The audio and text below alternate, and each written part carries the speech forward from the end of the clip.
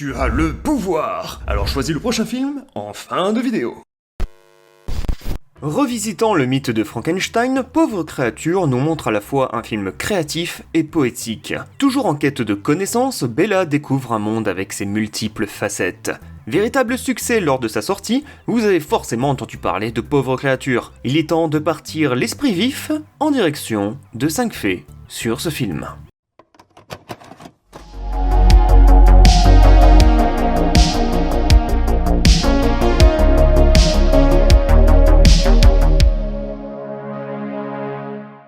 Adaptation. Juste avant, je parlais de Frankenstein. Et même si le film aborde plusieurs thèmes en commun, ce n'est pas une création du réalisateur.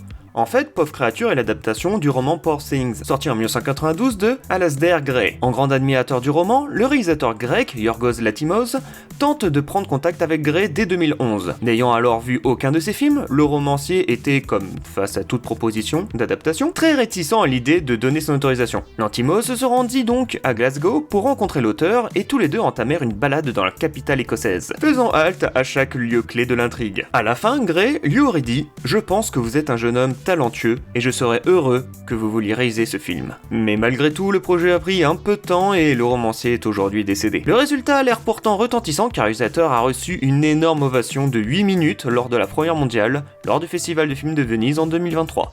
Comme quoi, un véritable succès. Sexualité. Vous qui avez vu le film, vous avez bien remarqué les nombreuses scènes de sexe tout du long du long métrage. Et qui dit scène de nudité, dit petite aventure. Mark Ruffalo a admis qu'il a normalement du mal avec le sexe et les scènes de nu dans les films. Mais apparemment, lui et Emma Stone n'arrêtaient pas de plaisanter entre les prises. Ce qui rendit le jeu plus facile, entre guillemets. Malgré les critiques qui montrent que le film est un vrai chef-d'œuvre, qui dit nudité dit scandale. Bah oui, évidemment. Le film a fait face à une vive réaction, avec une certaine remise en question à la nature d'exploitation de la nudité et des scènes de sexe du film, et en ce qu'il considère comme des problèmes de consentement troublants, étant donné que Bella a le cerveau d'un enfant. Et oui, certes, Bella découvre la sexualité, mais son cerveau est celui, d'un enfant. Cette petite réaction a fait réagir l'actrice et réalisateur. S'adressant au Times à propos de la réaction, Emma Stone a déclaré « Si ça aide, en tant que personne qui l'a jouée et l'a produite, je ne la voyais pas comme une enfant, dans les scènes. Mais même, c'est trop littéral, a ajouté le réalisateur.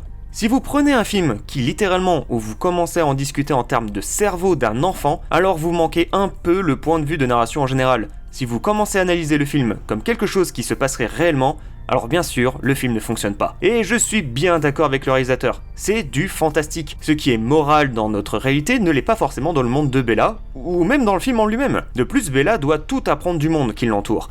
Et sa découverte de la sexualité amène le film à un discours féministe sur la liberté de soi. Sachez en tout cas que, comme l'héroïne n'a pas de pudeur, Emma Stone ne devait pas en avoir. Elle devait être libre et en confiance envers elle-même et l'équipe.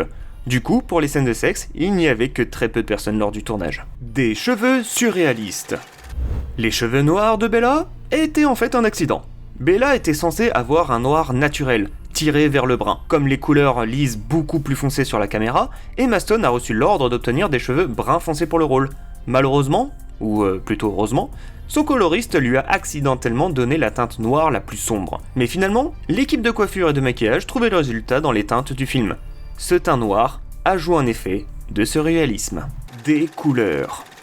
La couleur est utilisée pour symboliser la progression du personnage principal pendant le film. Le début est noir et blanc, les bébés ne voient pas de couleur avant l'âge d'environ 4 mois, reflétant le cerveau sous-développé de Bella. Il chevauche également les scènes où Bella est encore sous le couvre-feu de Godwin, symbolisant son manque de liberté. Une fois que la couleur commence à être utilisée dans le film, elle passe du vibrant Lisbonne et du ciel dramatique pendant la croisière à un Paris hivernal moins saturé, se terminant avec des couleurs très réalistes à Londres pendant les scènes finales. Cela reflète la façon dont l'enfant voit le monde sur le chemin de la maturité.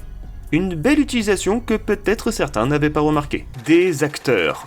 Aux côtés d'Emma Stone, on retrouve entre autres William Dafoe, sous les traits du docteur de Goldwyn Baxter, un médecin aux expérimentations peu orthodoxes. Afin de défigurer son visage pour le rendre repoussant, Dafoe a dû se recouvrir d'une prothèse complexe. La maquilleuse, Nadia Stassi, indique qu'il fallait 3 heures de maquillage pour avoir le résultat escompté. Bien décidé à incarner au mieux ce savant fou, Dafoe a même reçu quelques cours à la morgue de Budapest dans le but d'appliquer des gestes précis au moyen d'instruments d'époque et ainsi parfaire son jeu. Et assurant le rôle principal de Bella, Emma Stone a consacré plusieurs années à concevoir son personnage avec le réalisateur. L'actrice américaine a finalement imaginé 5 étapes du comportement de Bella, chacune avec sa manière de parler ou de se mouvoir en fonction de son âge mental, évoluant au fil du long métrage. Ce fut donc une expérience particulière, tout en permettant de laisser libre cours à sa créativité de comédienne. Et voilà pour Pauvre créature, j'espère que ça vous a plu. Si ce n'est pas fait, vous pouvez vous abonner à la chaîne et activer la petite cloche. Je vous laisse le choix entre ces deux films pour le prochain épisode. Je vous dis à très bientôt. Salut les amis de YouTube.